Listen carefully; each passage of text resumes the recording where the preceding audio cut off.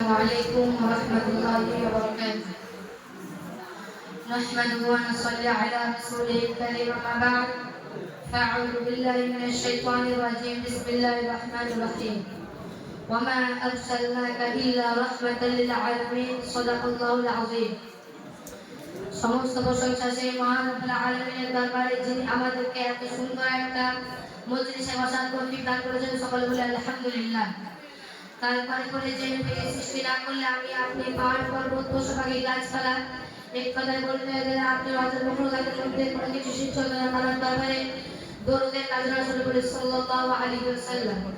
আজ প্রতিবাদ চলে না এই বছর সংগ্রামপুর আমিনিয়া মাজিদিয়া তথা জামিয়া কুরআনিয়া মাদ্রাসার উদ্যোগে আয়োজিত জলসা ইসলাতে রাসূলের উপবিষ্ট সম্মানিত আমার পাশে বসে যারা শিক্ষক মণ্ডলী ও বিচারকগণ এবং আমার সম্মুখে বসে থাকা শ্রোতা মণ্ডলী সবাইকে আমার অন্তরস্থল থেকে হার্দিক অভিনন্দন ও প্রীতি শুভেচ্ছা জানিয়ে আমি আমার বক্তব্য দিকে দাবিত জমাত ও বিবেক দাবি করি। প্রিয় শ্রোতা মণ্ডলী, আজ থেকে প্রায় 1500 বছর পূর্বে যখন এই ধরার বুকে অত্যাচার অবিচার শিরক বিদআতের মিথ্যা ফাসাদে গোটা পৃথিবী ঘোর যখন অন্ধকারের মধ্যে ছিল, ঠিক সেই সময় মানুষ শান্তির জন্য চাতক পাখির ন্যায় চেয়ে আকাশ পানে কখন খোদা প্রেরিত দূত শুভগমন করবে এই দিন নয়।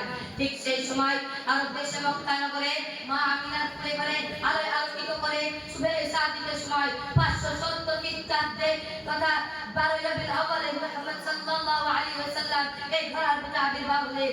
তিনি এমন একটা যুগে আবির্ভাব হলেন সেই যুগের মানুষরা ছিল সিংহের চেয়ে হিংস্র, অজগরের চেয়ে বিষাক্ত, কুকুরের চেয়ে লোভী। এমনকি তারা মানুষকে মানুষ বলে মনে করতো না। নারীদের ছিল না কোনো মর্যাদা। ফুলের ন্যায় ফুটফুটে নয়নের মণিকে কলিজার টুকরাকে জীবন দাফন করতো সেই ঘরে তার অন্ধকার গর্ভে। সেই অমানসিক অত্যাচার অবিচার সেই কথা মনে পড়লে যে আজও চোখ দিয়ে অশ্রু ঝরে যায়। ঠিক সেই সময় অশান্তির বার্তা দূর করে এবং শান্তি ফিরিয়ে আনতে নিপীড়িত, লাঞ্ছিত, বঞ্চিত ও মানিত মানুষের পাশে দাঁড়িয়ে শান্তি ফিরিয়ে আনলেন তিনি। 63 বছর বয়সে মিথ্যা কথা আশ্রয় নেননি। তারা জীবন ছিল ঝর্ণার চেয়ে পরিষ্কার, সূর্যের চেয়ে উজ্জ্বল। তাই তো মক্কার বেঈমানরা এক বাক্যে স্বীকার করেছে মুহাম্মদের জন্য প্রেরিতা সবাই উপদেশ দিয়েছেন আমাদের সত্যবাদী। এছাড়াও যদি আমরা আরো লক্ষ্য করা যায় যে যেমন অশান্তির বার্তা দূর করে শান্তি ফিরিয়ে আনেছে, ঠিক মানুষ তদ্রূপ অর্থাৎ দোয়া হযরত মুহাম্মদ সাল্লাল্লাহু আলাইহি ওয়াসাল্লাম দয়া ও অনুকম্পার ভান্ডার হিসেবেও আমাদের সাথে আছেন। কারণ একদা একসময় বিশ্বনবী সাল্লাল্লাহু আলাইহি ওয়াসাল্লাম জোহর কিংবা আসরের 4 রাকাত নামাজের নিয়াত করলেন, কিন্তু 2 রাকাত নামাজ পড়ে সালাম ফিরিয়ে দিলেন। তখন সাহাবারা আব্বাস সাথে জিজ্ঞেস করলেন, হে বিশ্বনবী সাল্লাল্লাহু আলাইহি ওয়াসাল্লাম, আজকের পর থেকে এই নামাজ 2 রাকাত হয়ে গেল? বিশ্বনবী সাল্লাল্লাহু আলাইহি ওয়াসাল্লাম বলেন, না, এই নামাজ আজকের পর থেকে 4 রাকাতই আছে।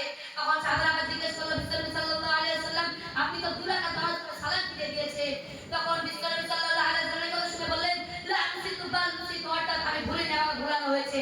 তার এই জন্য ভুলানো হয়েছে যে এই ভুলের মাধ্যমে জানে আমার উম্মতের মাঝে জানেও সাহাবাদের মাসালাটা জানে স্পষ্ট হয়ে যায়। এই বলে আমি আমার সংক্ষিপ্ত বক্তব্য এটি করছি। ওয়া আখির দাওয়ানা আলহামদুলিল্লাহি রাব্বিল আলামিন। আসসালামু আলাইকুম ওয়া রাহমাতুল্লাহ। এবারে পরিচয় মোহাম্মদ